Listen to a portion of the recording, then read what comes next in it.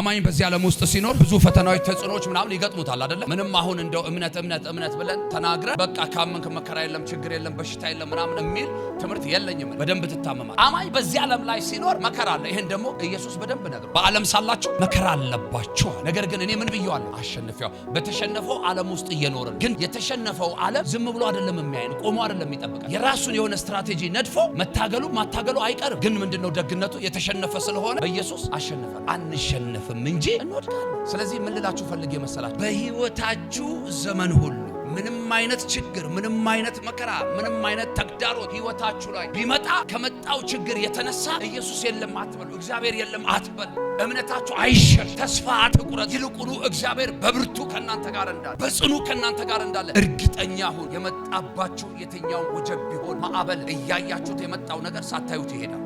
በጌታ በኢየሱስ ክርስቶስ ስም እያያችሁት የመጣ ወጀብ ቢሆን ማዕበል፣ የትኛውም ችግርና መከራ ከስሙ ኃይል የተነሳ ዛሬ በእምነት እናገራለሁ፣ ከህይወታችሁ ላይ ተነሳ፣ ከህይወታችሁ ላይ ተነሳ።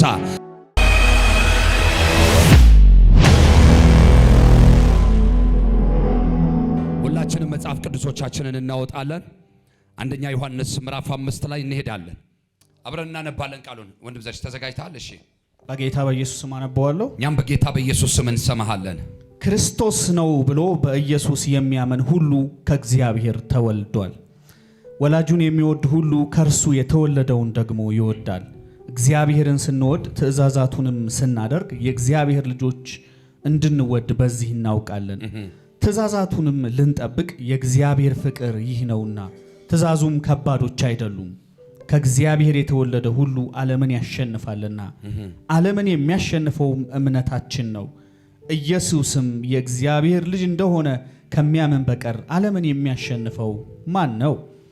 በውሃና በደም የመጣ ይህ ነው፣ እርሱም ኢየሱስ ክርስቶስ። በውሃና በደም እንጂ በውሃ ብቻ አይደለም። መንፈስም እውነት ነውና የሚመሰክረው መንፈስ ነው። የሚመሰክሩትም መንፈሱና ውሃው ደሙም ሦስቱም ናቸው። ሦስቱም በአንድ ይስማማሉ። የሰው ምስክር ብንቀበል የእግዚአብሔር ምስክር ከእርሱ ይልቅ ይበልጣል። ስለ ልጁ የመሰከረው እግዚአብሔር ምስክር ይህ ነውና፣ እግዚአብሔር ልጅ የሚያምን በነፍሱ ምስክር አለው። በእግዚአብሔር የማያምን እግዚአብሔር ስለ ልጁ የመሰከረው ምስክር ስላላመነ ሐሰተኛ አድርጎታል። እግዚአብሔር የዘላለም ሕይወት እንደሰጠን ይህም ሕይወት በልጁ እንዳለ ምስክሩ ይህ ነው። ልጁ ያለው ሕይወት አለው፣ የእግዚአብሔር ልጅ የሌለው ሕይወት የለውም። ጌታ ኢየሱስ ብርክ ያርገ። ከመጨረሻው መጀመሪያ ልጀምርላችሁ። ልጁ ያለው ምን አለው? ዋው! ልጁ የሌለው ደግሞ እሺ ሕይወት የለውም በሉ። እኔና እናንተስ እርግጠኞች ናችሁ? እኔ ግን ሕይወት ያለው የሚንቀሳቀሰው እዚህ ጉባኤ እየታየኝ አይደለም። ልጁ ያለው ምን አለው? ሕይወት አለው ማለት ይሄ መተንፈስ ብቻ አይደለም፣ መኖርም ጭምር ነው። ኢየሱስ ጌታ ነው ማለት የክርስትናን ሕይወት በመተንፈስ በመብላትና በመጠጣት በመውጣትና በመግባት በመናገር የምንገልጠው ሳይሆን በመኖር የምንገልጠው ነው። እሱ ነው እውነተኛና ትክክለኛ ሕይወት። ክብር ለኢየሱስ ይሁን። እና በዚህ አሁን ባነበብነው መጽሐፍ ቅዱስ ክፍል ውስጥ በጣም የሚገርማችሁና የሚደንቃችሁ ሶስት በጣም መሰረታዊ ነገሮች አሉ። ሶስቱን መሰረታዊ ነገሮች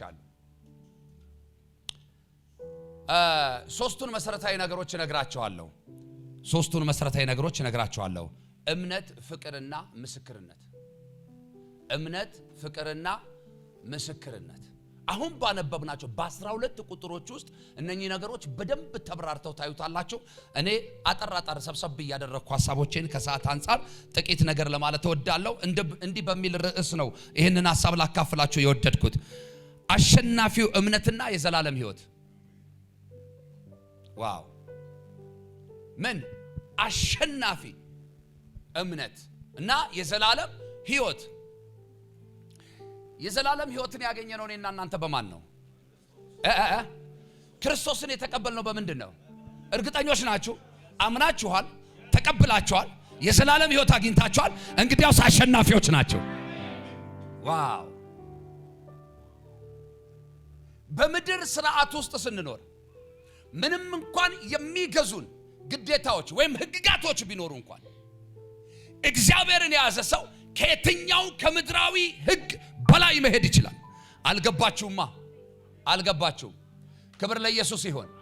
ለምሳሌ አሁን የተሰበሰብነው በእግዚአብሔር ቤት ውስጥ ነው። ይሄ የእግዚአብሔር ምንድነው? ጉባኤ ነው። በዚህ በእግዚአብሔር ጉባኤ ውስጥ የሆነ ሰንበዲ መጥቶ የራሱን ሐሳብ ማድረግ አይችልም። ያ ስልጣን አልተሰጠውም። ከኔና ከናንተ መካከል ግን መጥቶ አንድ የእግዚአብሔር መንፈስ ያለበት የሞላበት ሰው ተነስቶ አሁን እዚህ ጉባኤ መካከል ትንቢት መናገር ይችላል፣ መዘመር ይችላል፣ መስበክ ይችላል፣ መጸለይ ይችላል። ይሄን የሚከለክለው ሕግ የለም። ለምን ሲባል የአሸናፊነት ስልጣን ተሰጥቶታል። በልጁ በክርስቶስ ኢየሱስ ያገኘው ያ የዘላለም ሕይወት ደግሞ የተካፈለው መንፈስ አለ። ለአንድ ሰው አሁን ትንቢት ልናገር ነው። በጌታ በኢየሱስ ክርስቶስ ስም በሰው ሁሉ ፊት በክብር የሚያቆም በኃይል የሚገልጥ የልጁ የኢየሱስ መንፈስ በአንተ ላይ ይሆን፣ በአንቺ ላይ ይሆን።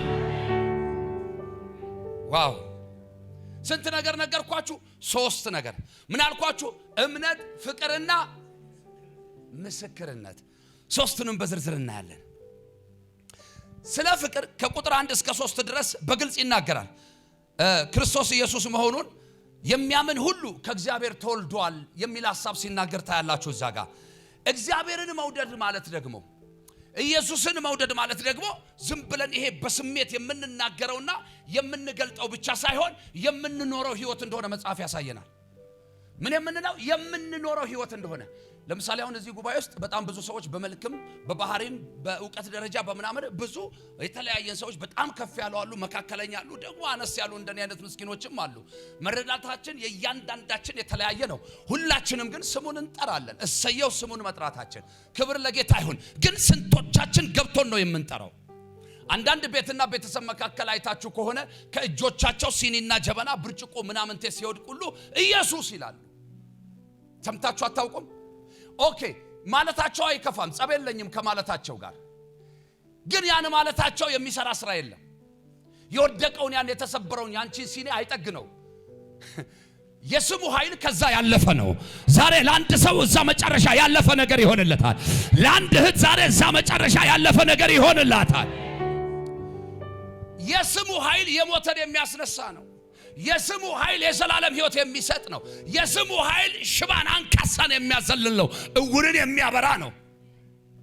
ስለዚህ መረዳታችን ምንም እንኳን የተለያየ ቢሆን ዛሬ ከስሜት ያለፈ፣ ከሞራል ያለፈ፣ ከድፍረት ያለፈ የስሙ መረዳት፣ የስሙ ኃይል በእኛ ሕይወት ውስጥ መንቀሳቀስ እንዲጀምር እፈልጋለሁ። በፊታችሁ አጋንንት አይቆምም። ለምን ሲባል አጋንንቶች ሁሉ የሚንቀጠቀጡለት ስም ከናንተ ጋር አለ። ኢየሱስ ማን ነው? ደግሞ ይገርማችኋል፣ ከመጋረጃ ጀርባ ያለው ከግድግዳ ጀርባ ያለው ሚስጥራት ይገለጥላችኋል። ለምን ሲባል የስሙ ኃይል በእናንተ ላይ ስለተጠራ። ጩሁና አሜን በሉ። ምስጢራትን ሁሉ የሚገልጠው ጌታ ከናንተ ጋር ስለሆነ ዛሬ ለሆነ ሰው የከፍታ ቀን ይሆንለታል። የከፍታ ቀን ይሆንለታል። የከፍታ ቀን ይሆንለታል። ያ በጣም የሚገርማችሁ የእግዚአብሔር ትእዛዛቶች ሁሉ ከባድ እንዳልሆኑ እዚህ ክፍል ላይ ይናገራል። ምክንያቱም ለምንድነው ሲባል የምንታዘዘው በገዛ ኃይላችን ሳይሆን የምንታዘዘው በመንፈስ ቅዱስ ኃይል ስለሆነ። ባይዘዌ መታዘዝ የማይችሉ አመፀኛ ልጆች ማለት ነው ከእግዚአብሔር የተወለዱ አይደሉም። እነሱ ከዓለም የተወለዱ ናቸው። ከእግዚአብሔር የተወለዱ ልጆች ሲጀመር አመፀኛ መሆን አይችሉም። የሚያሳምጽ ነገር እንኳን ቢያገኛቸው ኮንትሮል የሚያረጋቸው መንፈስ አለ። መንፈስ ቅዱስ ይባላል። ስለዚህ ታውቃላችሁ የምንታዘዘው መታዘዝ ሁሉ በእኛ ኃይልና ጉልበት አይደለም። እንድንታዘዝ የሚያደርግ መንፈስ ቅዱስ የሚባል ኃይል አለ። እሱ ደግሞ ሼፕ ያረጋል፣ ሻርፕ ያረጋል። ሃሌሉያ! ዛሬ ከመስመር የወጡትን እግዚአብሔር ወደ መስመር ያስገባቸዋል። ከቤቱ የወጡትን ወደ ቤቱ ይጠራቸዋል። የሆነ ነገር አይተው የሄዱትን ክብር ለጌታ ይሆን፣ ክብር ሊያሳያቸው እንደገና መልሶ ይጠራቸዋል። እድል ቢኖር ከእያንዳንዱ ሰው ጋር የማውራት አጋጣሚ ቢፈጠር በጣም የሚያስገርሙ ምስክርነቶች እንሰማለን። ምን የሚል ምስክርነቶች? አይ ትላንት ብርቱ ነበርኩ፣ ዛሬ ግን ደከምኩ። ትላንት በጣም ጸልይ ነበር፣ ዛሬ ግን ጸሎት የሚባል ነገር ከህይወቴ ላይ ተወ። ኧረ አምልኮ ላይ ጎበዝ ነበርኩ፣ አሁን ግን ምንም የለም። እዚህ መሃል አሁን ለምን እንወሻሻለን? እስቲ የምታምኑ ሰዎች የማያምኑትን ተዋቸው። የምታምኑ ሰዎች ጌታ ብርክ ያርጋቸው። ስለዚህ ይሄ እምነት የምንለው ነገር በአፍ ብቻ የምንናገረው ሳይሆን አድርገን የምናሳየው ነገር ነው። ኖረን የምናሳየው ነገር ነው። ለምሳሌ መጽሐፍ ሲናገር አብርሃምም ይላል ምን አለ ይላል? አመነ ይልና ከዛ ጽድቅም ሆኖ ምን አለለት ይላል? ተቆጠረለት። አያችሁ፣ እምነት የሚቆጠር ነገር ነው። እምነት የሚታይ ነገር ነው። እምነት የሚኖር ነገር ነው። ክብር ለጌታ ይሁን። እና አንዳንድ ሰዎች ቅድም እንዳልኳችሁ ዝም ብሎ ስሙን ብቻ ይጠራሉ እንጂ እምነት የለም። እምነት የለም። እምነት ከሌለ ከንቱ ነው የሚሆነው። ለምሳሌ በህይወታችሁ ላይ እንዲሆን የምትፈልጉትን ነገር ስትጠሩት ያንን ጉዳይ በማን ስም ነው የምትጠሩት? በስሙ አይደል? በኢየሱስ ስም። ኦኬ፣ ለምንድን ነው በስሙ የምትጠሩት? ለምንድን ነው በስሙ የምትጠሩት? ስሙ ምን እንዳለው አምናችሁ፣ ኃይል እንዳለው፣ ስልጣን እንዳለው አምናችሁ። እርግጠኛ ሆኜ ነው የምነግራችሁ፣ በስሙ የጠራችሁት ነገር ወደ እናንተ ህይወት አለመምጣት አይችልም። ለምሳሌ ሐዋርያት ሥራ ምዕራፍ 3 ላይ አንድ ከእናቱ ማህፀን ጀምሮ አንካሳ የነበረ ሰው ነበረ። ታስታውሳላችሁ? አይጠፋችሁም እሱ እና እዛ ሰው ጋር የተቀቡ የተለቀለቁ በጣም ጃይንት የሆኑ ሐዋርያቶች ናቸው የመጡት። በጣም ብዙ ቀን አጋንንትን ሂድ ከዚህ ብለው ያውቃሉ። ብዙ በሽተኛ ላይ ደዌያን ላይ እጆቻቸውን ጭነው ፈውሰው ያውቃሉ። ክብር ለኢየሱስ ይሁን። ግን የሚገርመውና የሚደንቀው እዚህ ሰው ጋር ከደረሱ በኋላ ያ የትላንትናውን አይነት የአገልግሎታቸውን ልማድ ማድረግ አልፈለጉም። ደረሰና ካየው በኋላ ምንድን ያለው? ወደኔ ምን በላለው? ትኩር ብለ ተመልከት አለው። አሁን በቀደመው አገልግሎቱ እንደሱ አይነት ልምምድ የለውም። ጴጥሮስ እንደሱ አድርጎ አያውቅም። ምናልባት እናንተ የተጻፈ አግኝታችሁ ከሆነ እኔ አላየሁም። እንደሱ አይነት አገልግሎት አላገለገልም። ለመጀመሪያ ጊዜ ነው እዛ ጋር ትኩር ብለ ተመልከተኝ አለው። አሁን ዘንድሮ ቢሆን ኖሮ አቤት አቃቂር ምን ማለት ፈልጎ ነው? ምን ሊል ነው ደግሞ? ከየት ያመጣው ይሄንን ምናምን ነው የሚባለው። ያኔ ሰዎቹም የጌታ ሰዎች ናቸው። ይባረክ። ትኩር ብለ ወደኔ ተመልከታለሁ። ሰውየው ደግሞ ትኩር ብለ ተመልከተኝ ሲለው ፈውስ አልጠበቀም። የተሻለ ገንዘብ ነው የጠበቀው። ክብር ለጌታ አይደለ? ሌላ ቀን አስለምዶታል። ዳቦ መግዣ ጥለውለት ምጽዋት ጥለውለት የሚያልፉ ሰው ነው። እውነትም ትኩር ብሎ ማየት ሲጀምር ከዛ የልቡን መሻት ደግሞ በመንፈስ አወቀና ጴጥሮስ ዛሬ አለው የምሰጥ ብርና ወርቅ የለኝም። ምን የምሰጥ ብርና ወርቅ? ጴጥሮስ ሳይኖረው ቀርቶ ነው? ሳይዝ ቀርቶ ነው? ረስቶ ወጥቶ ነው? አይደለም፣ አለው ብርና ወርቅ። ክብር ለጌታ ይሁን። ግን አይደለም፣ የሚበልጠውን ነገር ሊሰጠው ፈለገ። አሁን የሰውየውን እምነት አልጠየቀውም። ሰውየውም እምነቱን አልተናገረም። ግን ጴጥሮስ እንደዚህ አለ፣ አሁን የምሰጥ ብርና ወርቅ የለኝም፣ ያለኝ ይሄ ነው አለ። እሱም የናዝሬቱ ኢየሱስ ነው አለ። ሰውየው አምኖ አይደለም፣ ጴጥሮስ አምኖ ተናገረ። ምን ልላችሁ ፈልጌ መሰለ፣ የምትናገሩት ነገር በህይወታችሁ ላይ እንዲሰራ ከፈለጋችሁ አምናችሁ ነው መናገር ያለባችሁ። ዛሬ ግን ስለናንተ እኔ አመኜ እናገራለሁ። እግዚአብሔር ካላችሁበት ሁኔታ ከገባችሁበት ነገር በታምራት ያወጣቸዋል። ከዛ እንደዚህ አለው፣ በናዝሬቱ ጌታ በኢየሱስ ስም ተነሳና ተመላለስ አለው። ይገርማቸዋል። ከዛ ሰውየውም ምን አለ ይላል? ቀኝ እጁን የሚያዘው ተዘልሎ ቆመ፣ ቁርጭምጭሚቱም ጸናች ይላል። ክብር ለኢየሱስ ይሁን። አሁን ሰውየውን ያስነሳው ምንድነው ብላችሁ ትላላችሁ? የስሙ ኃይል። የስሙ ኃይል ደግሞ በምን ተገለጠ? በእምነት። በማን በኩል? በጴጥሮስ በኩል። የጉዳዩ የኬዙ ባለቤት አመነም አላመነም ጴጥሮስ ጉዳይ አይደለም። እሱ ግን አምኖ ተናገረ። ዛሬ እኔም አምኜ ልናገርባችሁ፣ አልንቀሳቀስ ያለው ነገራችሁ ይንቀሳቀስ፣ አልጨምር ያለው በረከታችሁ ይጨምር፣ አልላቀቅ ያለው በሽታ ይላቀቅ፣ የትኛውም የኪሳራ ምዕራፍ ይዘጋ፣ ባዶ ማደጋችሁ በዘይት ይሙላ በኢየሱስ። ከዛ ከቁጥር 4 እስከ 5 ደግሞ ዓለምን የሚያሸንፈው እምነት እንደሆነ ምናምን ያሳይና አማኝ በዚህ ዓለም ውስጥ ሲኖር ብዙ ፈተናዎች፣ ተጽዕኖዎች ምናምን ይገጥሙታል አይደለ? ምንም አሁን እንደው እምነት ብለን ተናግረን በቃ ካመንክ መከራ የለም፣ ችግር የለም፣ በሽታ የለም ምናምን የሚል ትምህርት የለኝም። እኔ ሰፈር የለም እንደዚህ አይነት ትምህርት። በደንብ ትታመማለህ። አንታመምም የሚሉ ሰዎች ናቸው ሆስፒታል አካባቢ ስትሄዱ ካርድ ክፍል በር ላይ ወረፋ የሚያጣብቡት። በደንብ ትታመማለህ፣ በደንብ ትታመማለህ። አልቸገርም ይላሉ። ተቸግረው ሰው ሲያስቸግሩ የምታዩት እንደዛ አይነት ሰዎች ናቸው። አልወድቅም ይላሉ። ወድቀው የምታገኟቸው እንደዛ አይነት ሰዎች ናቸው። ቢኮዝ ሰው ነን፣ በቃኛ መንፈስ አይደለን፣ መልአክ አይደለን። ክብር ለጌታ ይሁን። አማኝ በዚህ ዓለም ላይ ሲኖር መከራ አለ። ይሄን ደግሞ ኢየሱስ በደንብ ነግሮናል። በዓለም ሳላችሁ መከራ አለባችሁ አለ። ነገር ግን እኔ ምን ብየዋለሁ?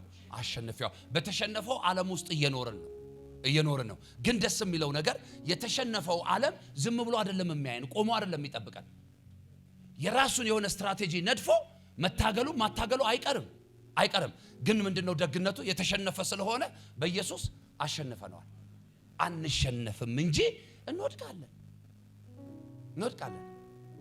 ክብር ለጌታ ይሁን። ስለዚህ ምን ልላችሁ ፈልጌ መሰላችሁ? በህይወታችሁ ዘመን ሁሉ ምንም አይነት ችግር፣ ምንም አይነት መከራ፣ ምንም አይነት ተግዳሮት ህይወታችሁ ላይ ቢመጣ ከመጣው ችግር የተነሳ ኢየሱስ የለም አትበሉ፣ እግዚአብሔር የለም አትበሉ።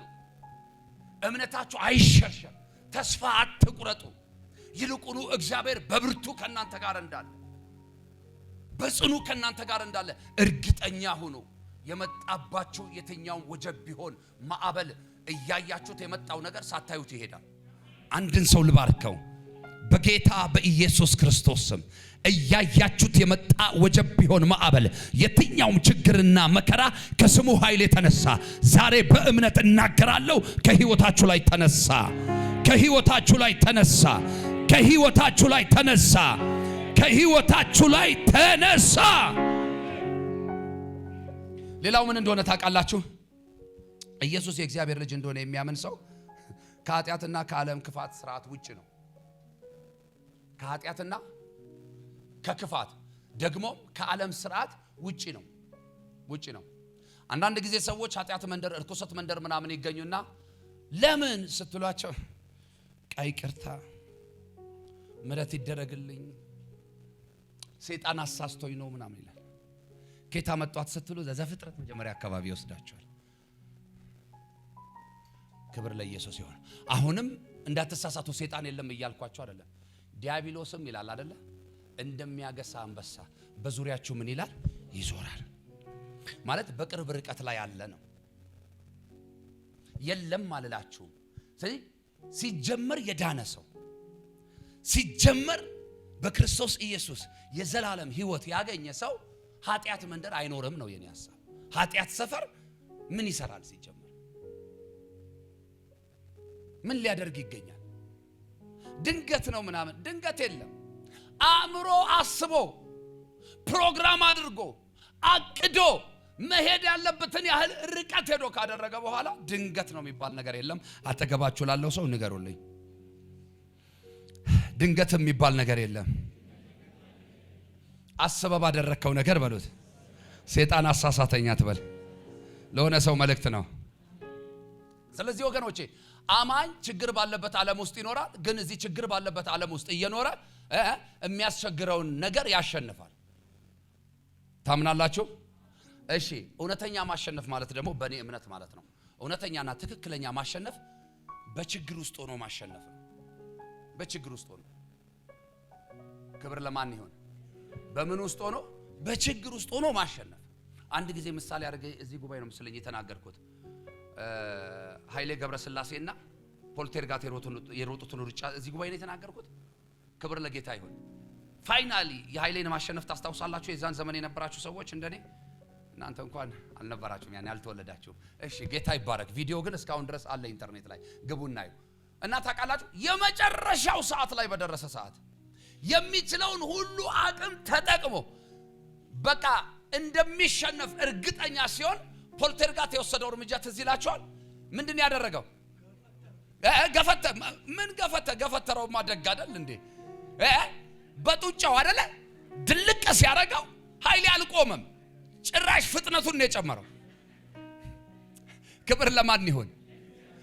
ምን ማለት ፈልጌ መሰላችሁ? ያቺ የትንቅንቅ ሰዓት፣ ያቺ የችግር ሰዓት፣ ያቺ የመከራ ሰዓት፣ የመሸነፍና የማሸነፍ የመጨረሻዋ ሰኮንዶች፣ ማይክሮ ሰኮንዶች በቀሩበት በዚያ ጊዜ የመጣበት እጅ፣ የመጣበት ችግር፣ የመጣበት መከራ ከባድ ነበር፣ ግን የሚያስቆመው አልሆነም።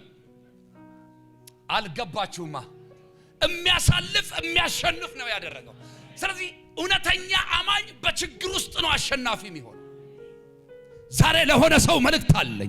ኪሳራ አለ በሕይወታችሁ ላይ፣ አለመከናወን አለ። የሰራችሁት፣ የያዛችሁት፣ የጨበጣችሁት ነገር ይበላሻል፣ ይበተናል። እዛ ውስጥ እያላችሁ እግዚአብሔር ትርፋማ ሰው ያደርጋቸዋል፣ አሸናፊ ሰው ያደርጋቸዋል።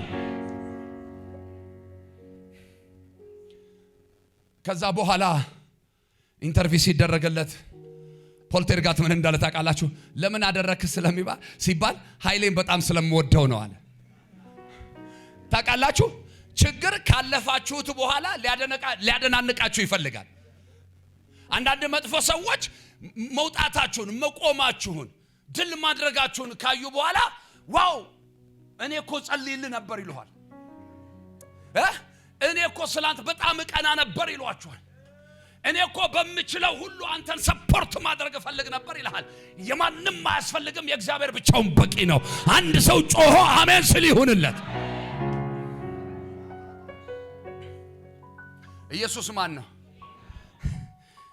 ኃይሌ የነበረው አቅም አልቆ ተሟጦ የፖልቴርጋትን ያህል ግን ተስፋ መቁረጥ ውስጥ አልነበረም። በደንብ ስሙኝ። ይሄ ጥሩ ምሳሌ ይመስለኛል እናንተን ለማስረዳት።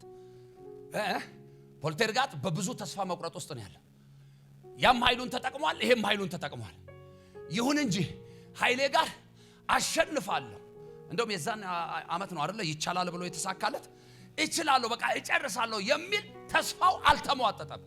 አማኝ በምንም አይነት ችግር ውስጥ ቢሆን፣ አማኝ በምንም አይነት በሽታ ውስጥ ቢሆን፣ አማኝ በምንም አይነት ሰልፍና መከራ ውስጥ ቢሆን ተስፋ ሊቆርጥ አይገባም። ለምን ሲባል እውነተኛ ማሸነፍ በችግር ውስጥ ነው። እውነተኛ ማሸነፍ በመከራ ውስጥ ነው። ያልተሰለፈ ሰው ተራ ይደርሰዋል እንዴ? ነገሩ እናንተ በዚህም በዛም በባሌም ትገባላችሁ፣ ግን አይገባም እንደሱ። በምድራዊም ሕግም ስርዓትም ቢሆን ያልተሰለፈ ሰው፣ ወረፋው ያልደረሰው ሰው አይስተናገድም። እና ብዙ አማኝ ግን የሚፈልገው ያለ ወረፋው ነው። ያለ ወረፋው አንዳንድ ሰልፍ ላይ አይታችሁ አታውቁም?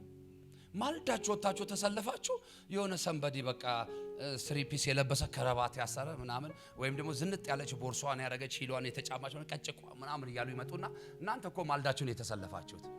እዛ ጋር እኮ ሰልፍ አስከባሪዎች ምናምን አሉ። አልፋችሁ ትገባላችሁ። ከዛ አይናችሁ እያየ ጉዳይ አስፈጽመው ይወጣሉ። የኛ ቤተሰቦች ከሆኑ ደግሞ እንዴት ብላችሁ ስትሏቸው በቃ የእግዚአብሔር ሞገስ ነው ይላሉ። እግዚአብሔር ከሌባ ጋር አይተባበርም ብለው። ኢየሱስ ጌታ ነው። እና ምን እያልኳችሁ መሰላችሁ? አማኝ ወረፋው እስኪደርሰው ድረስ እንጂ በችግር ውስጥ፣ አማኝ ተራው እስኪደርስ እንጂ በመከራ ውስጥ፣ በበሽታ ውስጥ፣ በሆነ ሁኔታ ውስጥ እንዲኖር ያ ስፍራ ተፈቅዶለት እጣ ፈንታ ሆኖ አይደለም። ለዛሬ ግድ የላችሁም እምላችሁን እመኑኝ፣ ይጠቅማችኋል። እኔ የእግዚአብሔር መልእክተኛ ነኝ፣ የእግዚአብሔር አፍ ነኝ። ጌታ ምስክሬ ነው። ያልሰማሁትን አልነግራችሁም። ዛሬ ግን የሆነ ነገር ቤታችሁ ይገባል። የሆነ በረከት ቤታችሁ ይገባል። ጠብቀሽ ከመጣሽው ነገር ጋር ትገናኛለሽ። ሶስት ነገር ልንገራችሁና በዚህ ክፍል ውስጥ ያሉ ሐሳቦችን ከዛ ጨርሳለሁ። ከቁጥር 4 እስከ 5 ያለው ነግሬያችኋለሁ።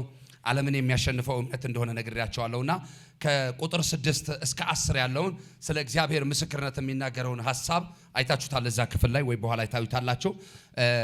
ስለ ኢየሱስ ክርስቶስ ማንነት መጀመሪያ የመሰከሩት ሰዎች አይደለም፣ አብ ራሱ ነው የመሰከረለት። ክብር ለኢየሱስ ይሁን። እና እዛ ክፍል ላይ ሶስት ነገሮች ታያላችሁ። ስለ ውሃ ታያላችሁ፣ ከዛ ደግሞ ስለ ደም ታያላችሁ፣ ስለ መንፈስ ቅዱስ ታያላችሁ። እነኚህን ሶስት ሐሳቦች ብቻ በጥቅስ አስደግፌ ነግሬያችሁ፣ መጀመሪያ ላይ ውሃ በምኑ ጊዜ? በጥምቀቱ ጊዜ ጌታችን መድኃኒታችን ኢየሱስ ክርስቶስ በዮርዳኖስ ወንዝ በተጠመቀ ጊዜ እግዚአብሔር ስለ ልጁ ስለ እርሱ የመሰከረውን ምስክርነት ታስታውሳላችሁ አይደለ?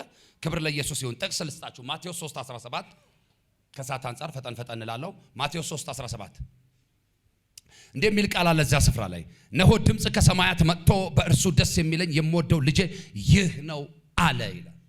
ይህን ምስክርነት ሰው አይደለም የሰጠው፣ ዮሐንስም አይደለም ይህን ምስክርነት የሰጠው፣ ራሱ እግዚአብሔር ነው። ክብር ለጌታ ይሁን።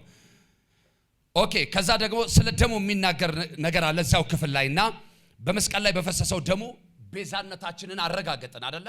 መጽሐፍ ደግሞ ይሄንን ሲነግረን ኤፌሶን 1:7 ላይ ኤፌሶን 1:7 ጥቅስ ለምትይዙ ሰዎች በውድ ልጁም እንደ ጸጋው ባለጠግነት መጠን በደሙ የተደረገልንን ቤዛነታችንን አገኘን፣ እርሱም የኃጢአት ስርየት ነው። ኢየሱስ ቤዛችን ነው ስንል በምክንያት ነው። ክብር ለኢየሱስ ይሁን። መጽሐፍ ስለሚደግፈን ነው። ከዛ ደግሞ የመንፈስ ቅዱስን ምስክርነት እንመለከታለን። በእኛ ልብ ውስጥ ሆኖ እውነትን የሚመሰክረው እሱ ምን ይባላል? መንፈስ ቅዱስ ይባላል። በእኔና በእናንተ ውስጥ ሆኖ እውነትን የሚመሰክር ኮንፈርም የሚያደርግልን መንፈስ እርሱ መንፈስ ቅዱስ ይባላልና ዮሐንስ 16:13 ዮሐንስ 16:13 ሮሜ 8:16 አንደኛ ዮሐንስ 5:6 እና እነኚህን ጥቅሶች እናንተ ቤት ይዋቸው በኋላ እና ዮሐንስ 16:13ን ላንብብ እሱን ላንብብ። ነገር ግን እርሱ የእውነት መንፈስ በመጣ ጊዜ ወደ እውነት ሁሉ ምን ይላቸዋል? ይመራቸዋል። የምን መንፈስ በመጣ ጊዜ? የእውነት መንፈስ በመጣ ጊዜ። አያችሁ አሁን በጉባኤ መካከል እየሆነ ያለውን ነገር ሁሉ የሆነ ወፈር ያለ ሰውዬ፣ ቀጠን ያለ ሰውዬ፣ አጠር ያለ ረዘም ያለ ሰውዬ በፊታችሁ ስለቆመ ሳይሆን የእውነት መንፈስ በመካከላችን ስላለ ያ የእውነት መንፈስ እየመራን ነው እውነትን እየገለጠ ያለው። ዛሬ በዚህ መንፈስ የሆነን ሰው መባረክ እፈልጋለሁ። ይሄ የእውነት መንፈስ እየመራው በጣም ብዙ ሰዎች አይታችሁ ከሆነ እንትን የሚያረጉት ጆይን የሚያረጉት ወፋፍራም ሰዎች ያሉበት ነው። ክብር ለጌታ ይሁን። እና ህብረት ማድረግ የሚፈልጉት ሀብታሞች ያሉበት በጣም ብዙ መኪና የሚቆምበት ነው የሚፈልጉት። በጣም ሌክቸሪ የሆነ በቃ አዳራሽ ምናምን ጥሩ መቀመጫ። አሁን እናንተ እየቆረቆራችሁ እንደተቀመጣችሁ አውቃለሁ። ጌታ ይባርካችሁ። አባቶች ግን ከዚህ በባሰውም አምልከዋል። ጨርቃቸውን ሚስማር እየቀደደው የጣውላ አግዳሚ የእንጨት ወንበር ታውቃላችሁ? የእንጨት ወንበር እንደው አንዳንድ ቦታ እንደውም በአጠና ይቻለው ገጠር አካባቢ ግማሽ ሰውነታቸው በስር ይሾልካል። እንደዚህ ክፍት ያለው አጠና። ክብር ለጌታ ይሁን። ቄስ የለም እንደሱ አይነት ቸርች አለ እና የጣውላ እሱ ላይ እኔም ደርሻለሁ። ነገሩ እናንተ የአዲስ አበባ ልጆች ናቸው አታውቁ።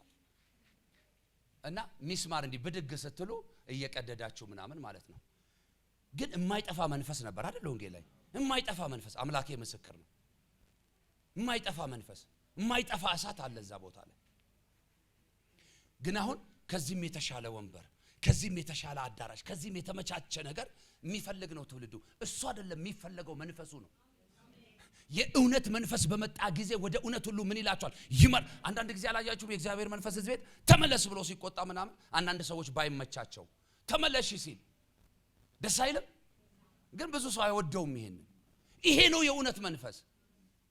የእግዚአብሔር ቃል የሚያባብልም የሚገስጽም ነው። ተመለስ የሚልም ነው፣ ሂድ የሚልም ነው የእግዚአብሔር መንፈስ።